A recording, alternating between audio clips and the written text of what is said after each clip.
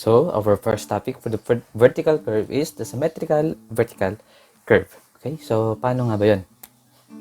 So, i-drawing natin yung mga elements or yung, yung figure natin na karaniwang makikita natin sa ating vertical curve.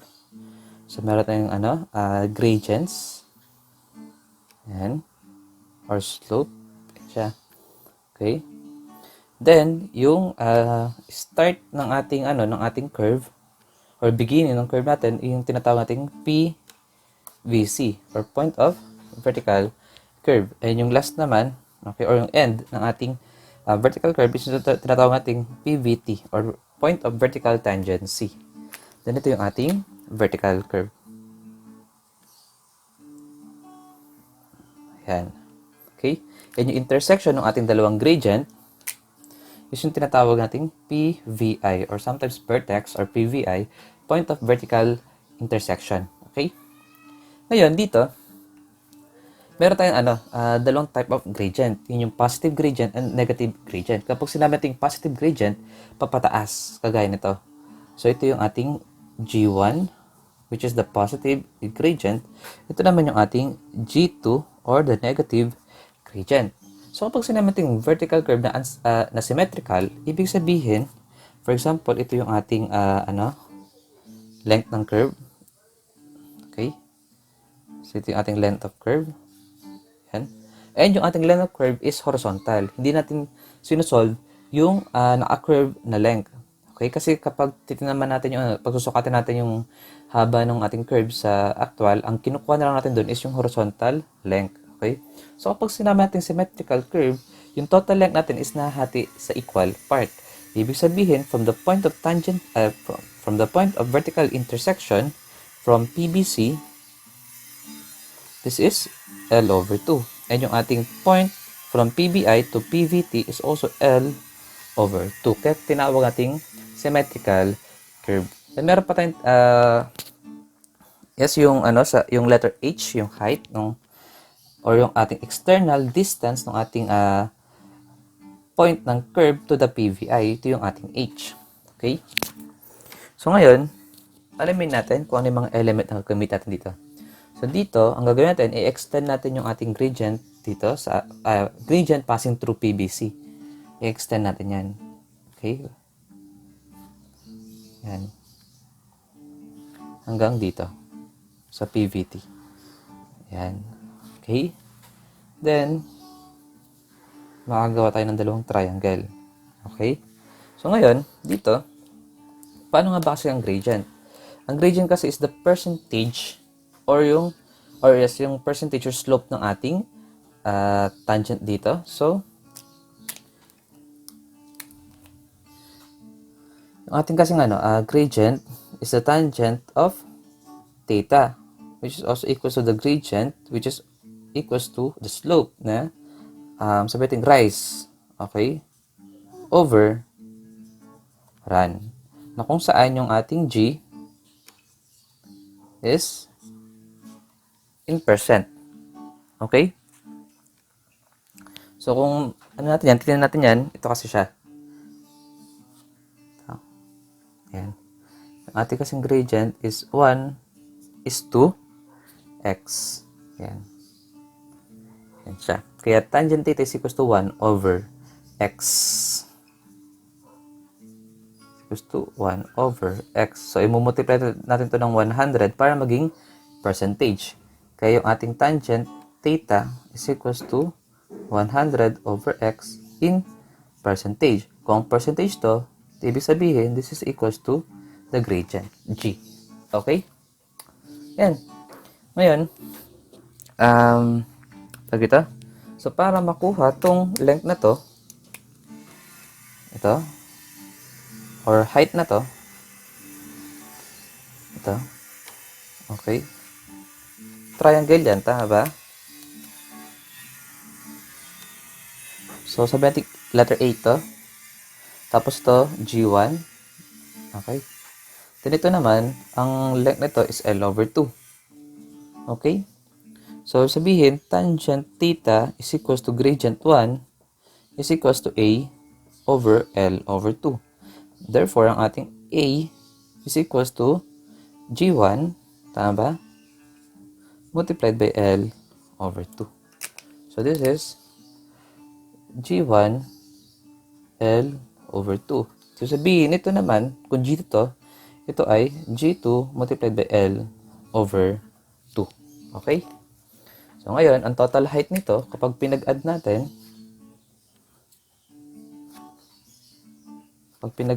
to, this is equals to what? L over 2 multiplied by G1 plus G2. Yan. Tapos, ito, kapag kinalak natin yung PVC and PVT, yan. Yan siya. This is also equals to H. So, makakagawa tayo ng similar triangles.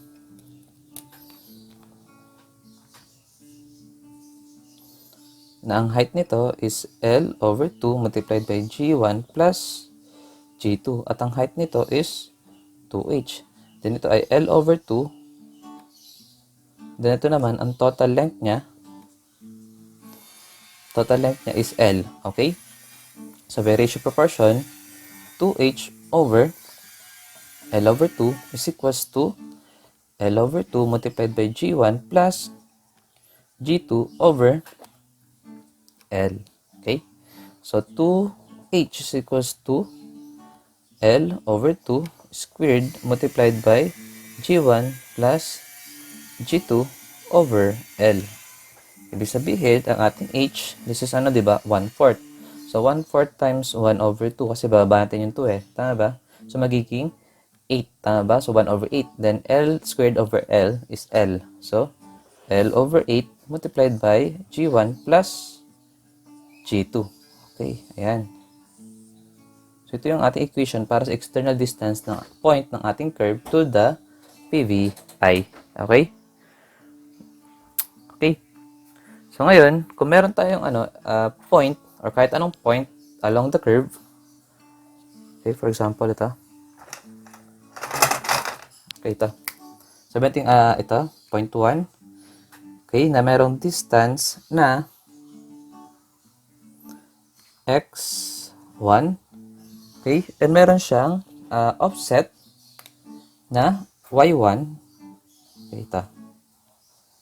Yan. Offset ng ating curve from the gradient. So, y1 yan. Kung meron naman tayong point dito, sabihin natin point 2, ito naman yung ating magiging y2. Then, ito naman yung ating x2 from PVT. So, ang gagawin natin dyan, mag-ratio proportion tayo gamit yung square property of parabola. Okay, so tanggalin natin to.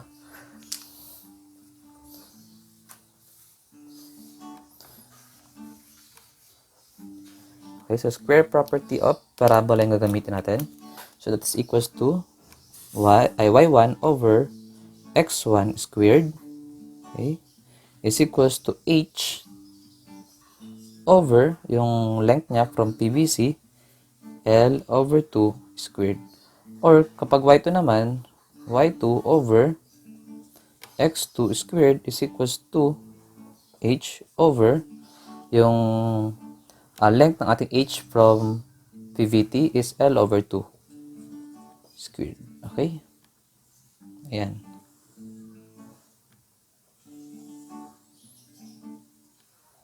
Okay? So, ito yung, pag merong any part dyan, so ito, very useful to itong ating square property of parabola. Okay? Ngayon naman, kapag gusto natin kunin yung maximum or yung highest point para sa summit or lowest point para sa sag, meron din tayo diyang derivation. So, sabihin natin ito yung ating highest point. Sabihin natin HP, yan, for highest point, or LP for lowest point. So, sabihin natin ang distance niya, pala hindi dito. Anyway, ito na siya. Sabihin natin ang distance niya from PVC is S. Okay? Then, ang distance niya nun from PVT is L minus S. So, dito kasi gagamit tayo ng concept ng ng parabola. Okay? So, buray natin to. Okay. Excuse. Yan. So, dito, gagamit tayo ng equation ng parabola. So, kasi kung naalala nyo yung parabola, ganito siya eh. Sabi natin, ito yung x, ito yung ating y.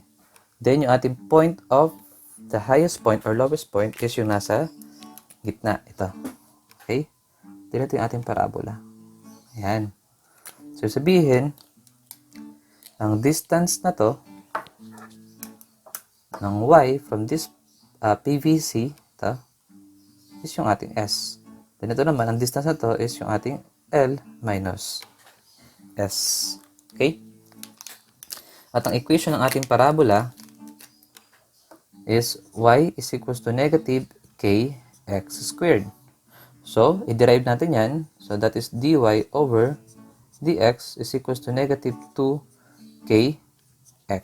At ang dy over dx is rise over run. So, that is the gradient. Tama ba? Or iba natin. Yan. So, ang ating dy over dx is the gradient. So, kung unahin natin yung gradient natin from PVC, ito, that is G1. At ang ating x dito, distance niya ng ating highest point to PVC is negative s. Bakit negative s? Kasi nasa negative side of x axis. So, ibig sabihin ito niyan is magiging G1 is equals to negative 2k times x, so positive 2k s. Okay? Ngayon, yung atin namang yung atin namang sa G2, ibig sabihin ang ating dy over dx is G2. Okay? At yung ating x, sorry, this is negative kasi negative yung ating gradient. So, 2kx, negative 2kx, at ang ating x dyan is positive L minus S. So, this is G2 is equals to what? To 2K multiplied by L minus S. Okay?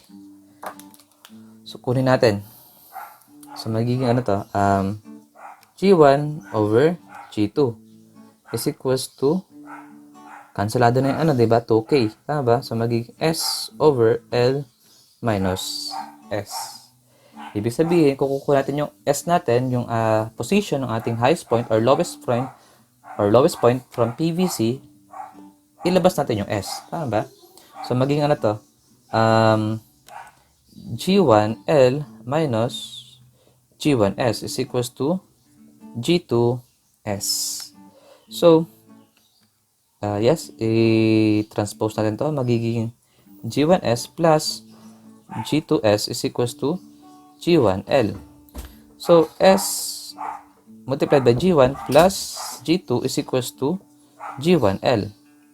Kaya, ang magiging equation natin para sa S or position ng ating highest point or lowest point from PVC is equals to G1L over G1 plus G2.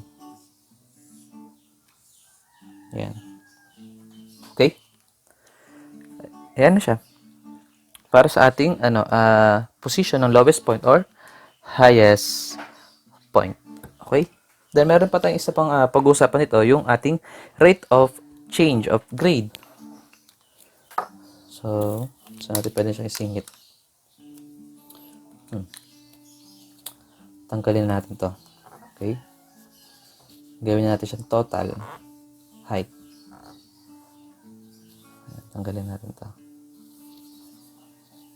Napalaki kasi yung drawing ko eh. Laki kasi. So, ito. Ito yan. This is L over 2 multiplied by G1 plus G2. Okay. So, yung rate of change